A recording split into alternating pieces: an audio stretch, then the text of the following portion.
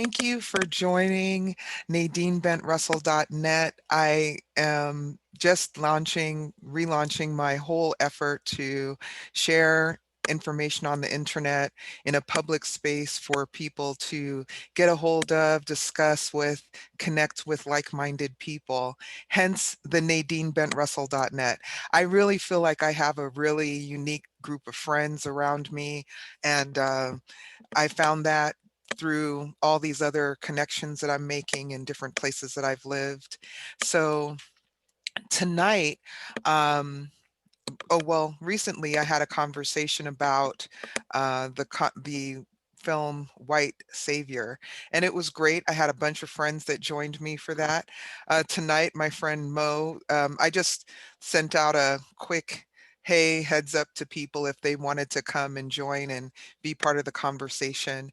And this is a conversation that Mo and I have on a regular basis. So it's great that he decided to join tonight. I hope he'll ask some questions or chime in, whatever that's there for him. I encourage you to check out my newly launched website, NadineBentRussell.net. And there you can comment on blogs, a lot of original content that's going to be shared there.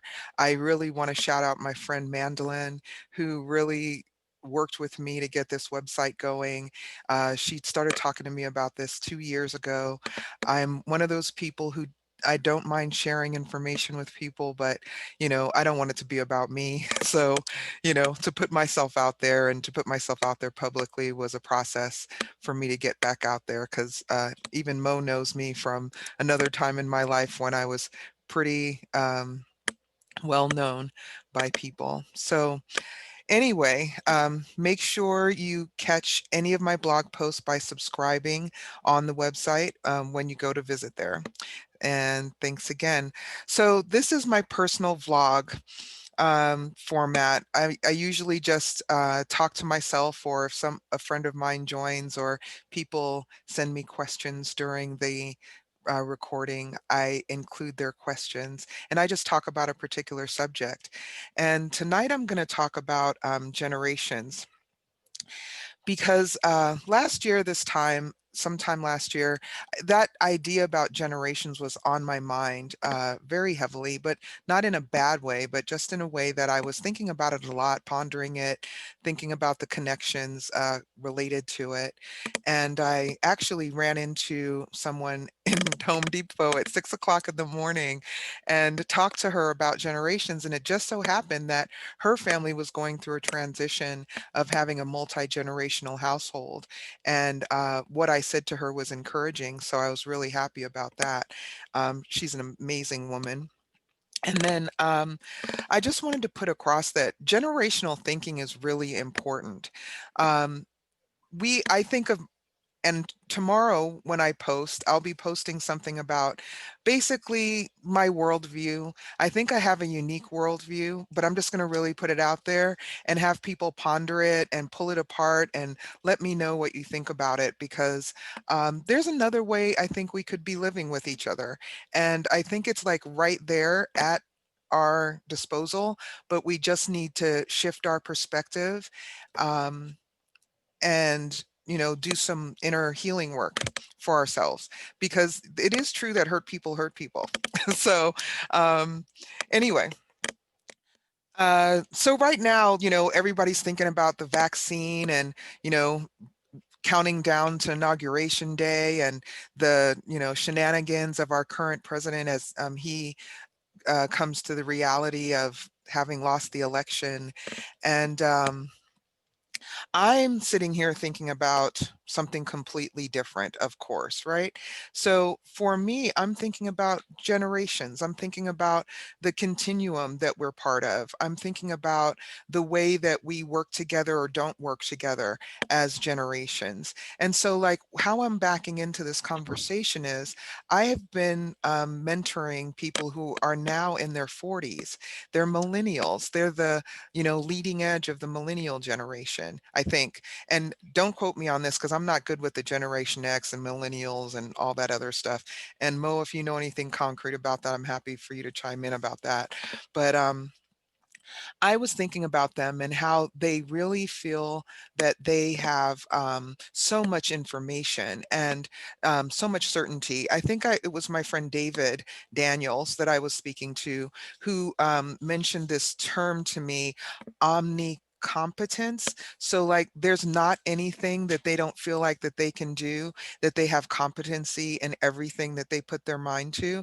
And I don't think that that's necessarily a bad way for them to think about themselves. It's just that it takes all of us. I have just this basic way of looking at the world where we work together in order to achieve what we want to achieve.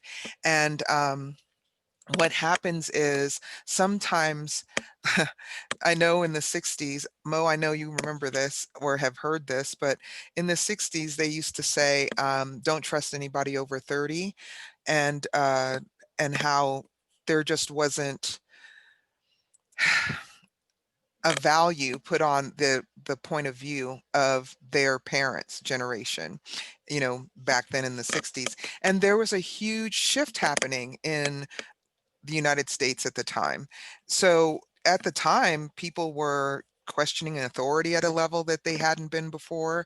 They were coming out of the 50s and how what the 50s looked like in each of the ethnic groupings and neighborhoods.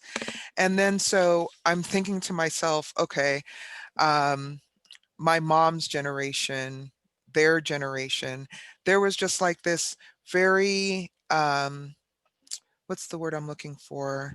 Expected way of interacting. Um, you know, there's just like this conservative way, this role that women played, this role that men played, you know. And when I think about generations, I think about how we hand off from one generation to the next just habitually, not even like you must do this. But what happens is, and I learned this in one of my leadership trainings, that you can just create an environment for something to happen, like an environment that will foment a certain outcome. And so in this case, in generations, we have these small little, laboratories called families, where we grow up in a household, maybe in a neighborhood, maybe with a set of people. And it's very familiar to us. It's very comforting, maybe, to us. It provides everything that we need. It gives us a great sense of identity and self. And that is what we pass on from one generation to the next, necessarily. And then sometimes there's a whole bunch of toxic stuff that gets in there too. And we have to go through therapy and a healing process in order to process that out so we can write a new script for our lives with the people that are in our lives. But from generation to generation, we pass these things on. And a lot of times we pass them on unknowingly. So it's really important for us to know and knowingly um, or consciously choose what we're passing on. Okay. I'm not going to get deep into that because as I do more of these sessions, I'll unpack more of these ideas that I have about life and parenting and, intergenerational conversations. So, as I think about our, as we're in the middle of this transition. So right now, right this second, we're in the middle of a huge social transition in our country. So we've allowed this conservative way of thinking, and I've actually posted a couple of things on the Facebook page, NBR Net, the Facebook page there, about some of the things that just don't work about conservatism and how conservatism, um, no problem, Victor, um, how conservatism just isn't what it's cracked up to be. It doesn't deliver what it says it should deliver. It's actually something kind of duplicitous, but I won't get into that tonight as well. Um, and then let's see. Yeah. And then yeah, conservatism is along the lines of along the lines of Reaganomics, trickle down economics, a bunch of different things like that. But I don't want to get into that, but just understand that we're transitioning from a very conservative and rigid kind of social construct into a more fluid social construct. And some people are holding on to conservatism because it's very comfortable to them. It's very familiar to them. It's actually part of their personal identity. And hopefully, yes, it is controlling, Mo, and subtly controlling, yes, in some cases. And the thing is that we are passing that on from generation to generation. And just like there's backlash by white supremacists to racial progress, there is backlash from the young to the rigidness of the elder group. And that backlash is present in every generation, but it's not necessarily a strong backlash if there's more cooperation. Now, ethnically, there are differences in the ways that people interact with their elders, but generally speaking, there is a breakdown in communication between elders and the younger generation, more so than there has been in the past. A lot of times, the elder generation is concerned for the younger generation because they're not quite caught up to what the younger generation is doing and what the younger generation is looking at and valuing. And sometimes we forget, and I've mentioned this in other talks, but sometimes we forget that we were young once and did silly, stupid, ill-advised things, and we lived by the grace of God, and that's my construct. But so as we are going through this process of understanding the new generation and the new generation reflecting and consulting with the older generation, I want to say that what's challenging that more so now than ever is, and then again, they talked about this digital culture. I think that was David Daniels as well. Um, he was talking about this digital culture, what people would call the millennial generation. And every single generation has these forerunners in their generation.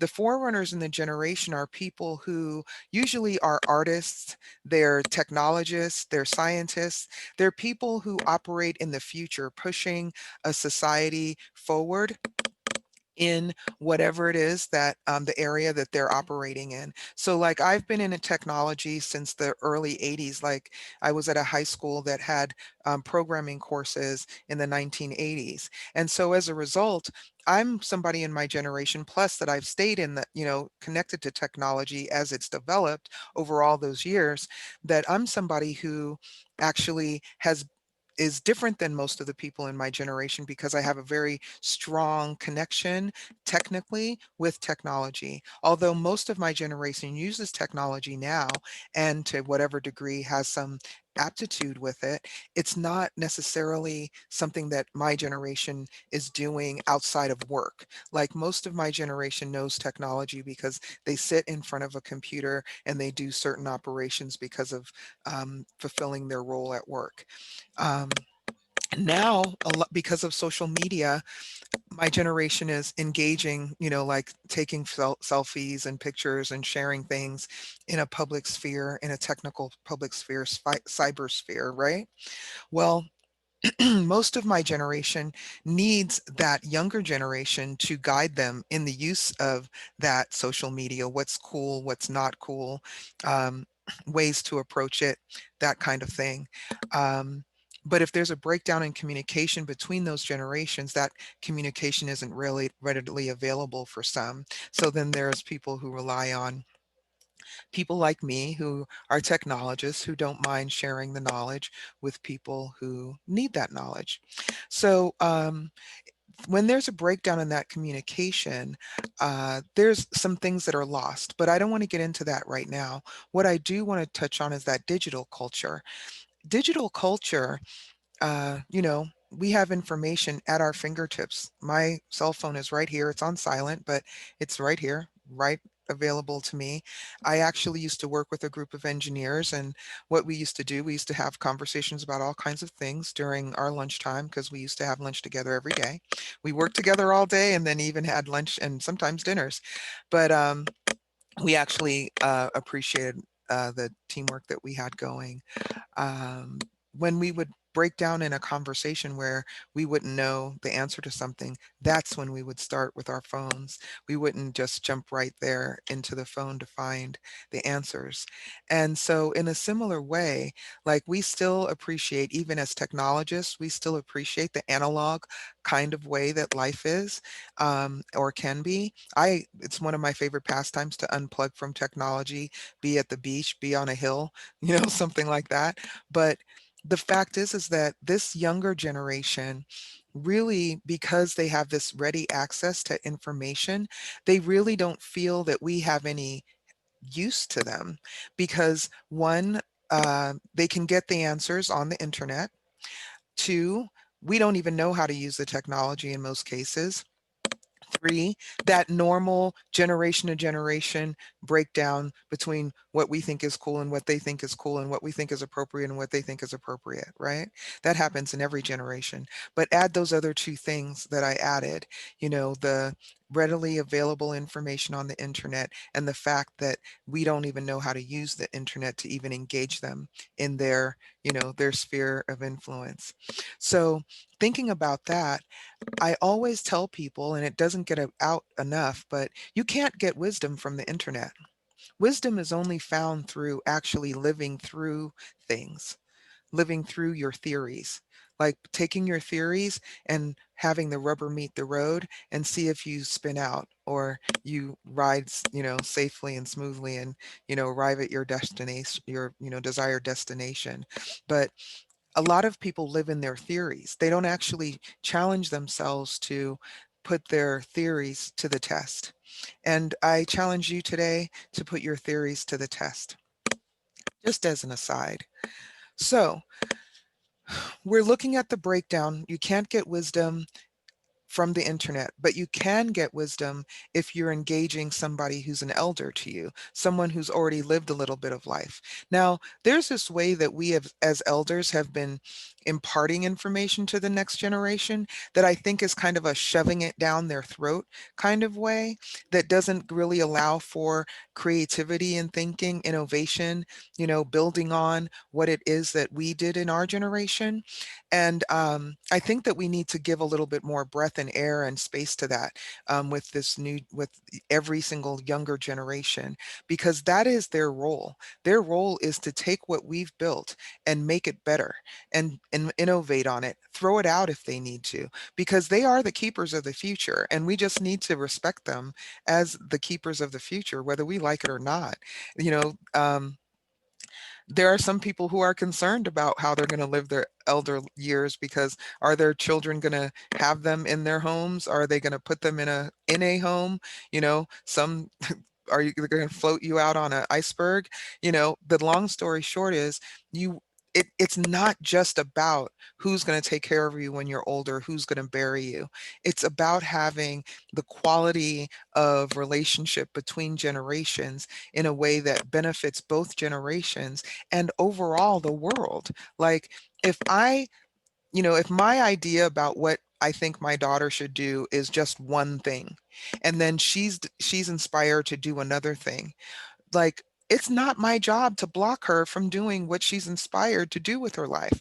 My job was to get her to adulthood so she could exercise the agency of adulthood and to be a resource to her in her adulthood, because I don't think that parenting ever ends. But now, and the real purpose of our differences, and I talk about this when I teach about isms and specifically when I teach about racism in the anti-racist group on Facebook, is that difference allows us to have a richness of experience. Like if we look around ourselves, just in nature, there's a huge diversity in nature, even, in a whole lot of different ways and a lot of different levels. And if we understand that that's in nature, and if we just allow nature to be nature, that's the case of nature. That's the case with us too. There's all kinds of different ways to live life. There's all kinds of different ways to express who we are as human beings, what our passions are, what our goals and visions are. And if we allow ourselves to learn how to live with diversity, especially in this case, if you want to talk about ageism, if you want to talk about it as an ism, there's the ageism of young people thinking that they're better than older people. And then there's the ageism of older people thinking young people are, worthless sacks of air, you know, whatever version of that it is for people. But the long story short is, if we allow the diversity of what young people have to offer and what older people have to offer to work together well, we could all benefit from that cooperation. So, um, I am really thankful for the role of the next generation, especially right now. Like, I have waited 30 years for us to get to this place of understanding about race. I am so thankful that there are young people that have been out in the streets, like I was out in the streets, and I wasn't out in the streets like a crazy person. I was out in the streets with purpose. I was out in the streets educating. I was out in the streets registering people to vote. I was out in the streets, just touching people's lives in a lot of different ways. And I'm just thankful for the young people that are out in the streets now, letting people know about Black Lives Matter and trans lives mattering, and looking at the world in a broader scope, and allowing for a lot of different kinds of people to have that American dream and to exercise their agency in a way that is not hindering and is not devaluing and is not marginalizing. So this next generation is allowing me to have this platform right now. This next generation has produced so much good work that all I need to do now is hand off a link to a video or a book, you know, so someone can, learn the kind of stuff that I would have to generate that information probably 20 years ago. And I'm thankful. You millennials, you 40 somethings, you rock. I mean, you literally are stretching the envelope. You're innovating in business in such an incredible way. You're entrepreneuring, like whatever you vision, you're like, how can I make this a business? Like, that is happening in every ethnic group across the board, whatever that cultural expression looks like, you're doing it. And I just, hands down, you guys are rocking it. I mean, that's awesome. Now, these forerunners of the generations, right? Those people who are in a generation, because like I include artists in this because STEAM is really the word for me. It's not really STEM, because art is also a technology, but almost everything that human beings are engaged in is a technology. So, um, these forerunners are often kind of ground between the generational perspectives. They sometimes have like a younger perspective than people that are generally in their generation, and then sometimes have an elder's perspective, even though they connect with younger people. Like I notice, and this is becoming more, I'm just going to, there's nothing I don't talk about. I know Mo knows this, but people who don't know me, there's nothing I don't talk about. So, um, dating, those winter summer relationships, as people say. Men used to have them more. Now women are having them as much as men are having them. And they're occurring more frequently. And the thing is that in those intergenerational relationships, there has to be a appreciation of the age difference and a managing of that age difference, or else one of those two partners are lying to each other, because it's ever present if you've lived any true amount of life. And I want to point this out. I remember when I realized this, when we were in high school, whatever high school you went to, when you were in high school, if you were a freshman and you're dating a senior, that was a huge deal. 4 years, oh my God, that is a huge age difference in when you're in high school. But then when you get out of college, maybe if you went to college, or you get into that, mid to late 20s, then the age gap kind of stretches. You can go 10 years and be dating someone, and it kind of stretches and stretches, as you get older.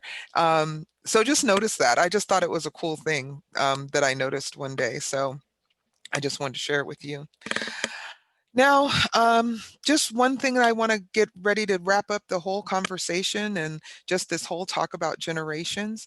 I want to just say that there's this, I know that the church has taught people a lot of things, even though people aren't necessarily attending church, but the church has influenced a lot of our sociology and the way that we think about things and the way that we engage each other. So there is this idea about spare the rod, spoil the child. Um, and it is an actual fallacy. Um, Shout out to the sister who like looked at me like I had three heads because I said in a intercessory prayer group that I don't spank my daughter. I didn't spank my daughter when she was growing up. Um, not that that's a solution for every parent, but it is an option. And that's one of the things I want to say. Every single video, every single bit of content that you hear from me, this is not an option for you to just like, oh, okay, Nadine's now the leader and, there's something special about what she has to say.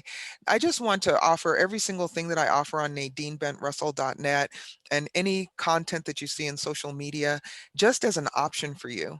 It's not something you have to do. It's not something I want to shove down your throat. I just want it to be a buffet of the things that you choose to do in your human journey towards whatever your vision and your goals are for your life. So in this regard, I understood, and it's not even what informed, like I decided I wasn't gonna like pass on the post-traumatic slave syndrome of beating my child um, consciously, but I later learned of Dr. Joy DeGrew's work on post-traumatic slave syndrome, and then it just confirmed my conviction not to beat my daughter.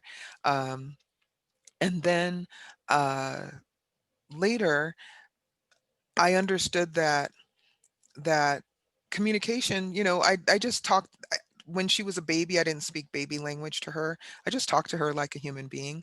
I talked with her about the things that were on my mind, about my hopes and dreams about her life and those kinds of things.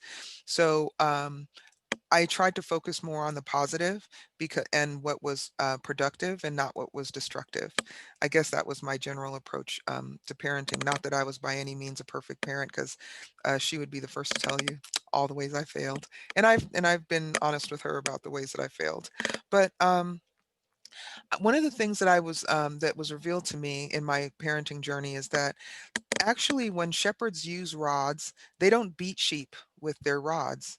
They actually, when you're sparing this rod, you're failing to guide, because shepherds guide sheep with their rods. They kind of like put the rod here and put the rod there in front of the sheep to guide them on the path they want them to take, especially one that's kind of veering off of the path. They don't beat them with them. And then the other part of it is that so when we're failing to guide our children, we are failing as parents.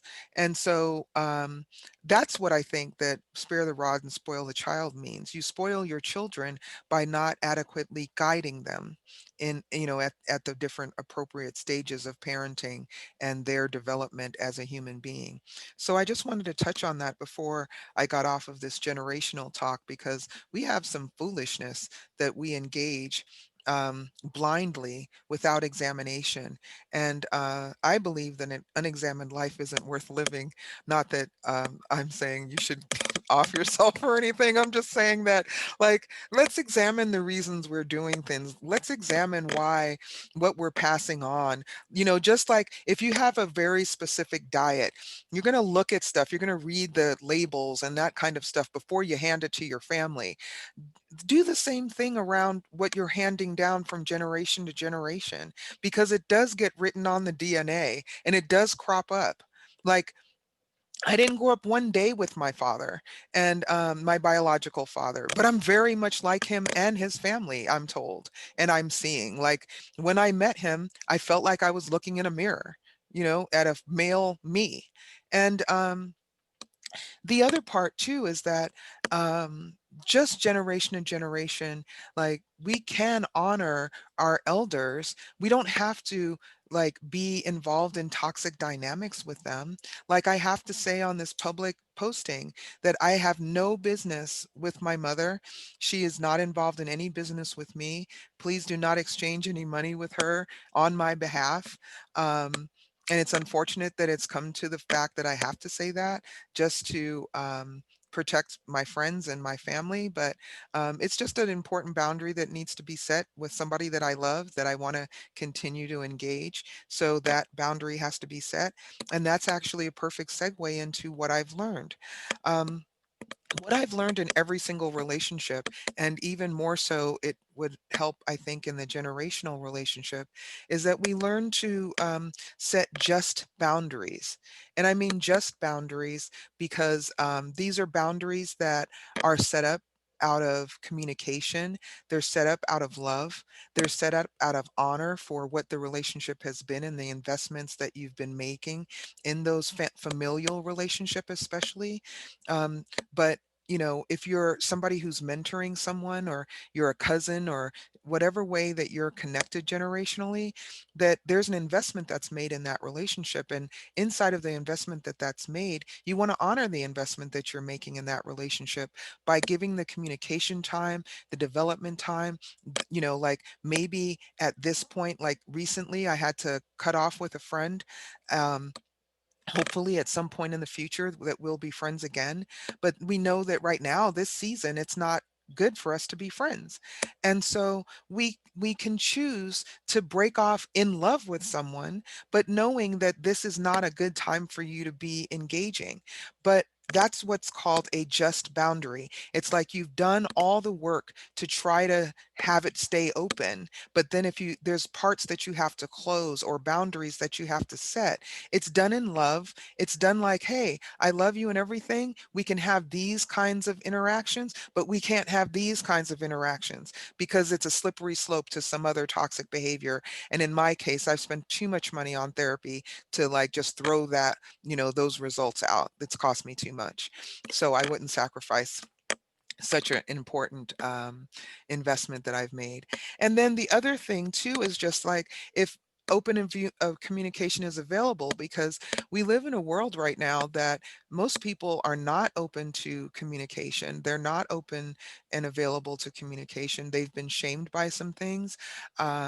They've been hurt by some things, and opening those wounds is like asking them to jump out of a plane. And we need to be sensitive to that, at the same time honoring where we are and what we need in relationships. So we don't have to engage toxic dynamics, but we also don't have to vilify people just because they're not at the same place that we are about certain topics and certain issues. Because just like I tell people about racism and being anti-racist, you might have woken up today. Somebody's going to wake up tomorrow, and somebody's going to wake up years from now. But whoever wakes up at whatever point, this idea about wokeness, whoever at whatever point people wake up, honor when they wake up. Honor that there's areas that are invisible to us, that are blind, in our blind areas. Everyone on the planet has areas that they're blind. And we just need to exercise more compassion with each other. Tonight, I'm just talking about generations, but in the future, I'll be talking about other things.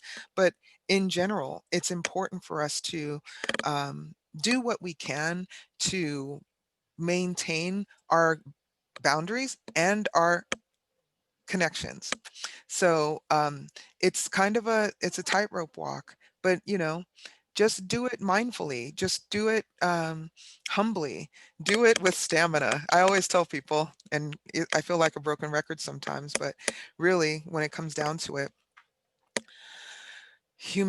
all humans need stamina and humility. And if we just exercise stamina and humility, we'll get where we need to go in our life journey, with the people in our life, and through the things that we are confronted with in our life.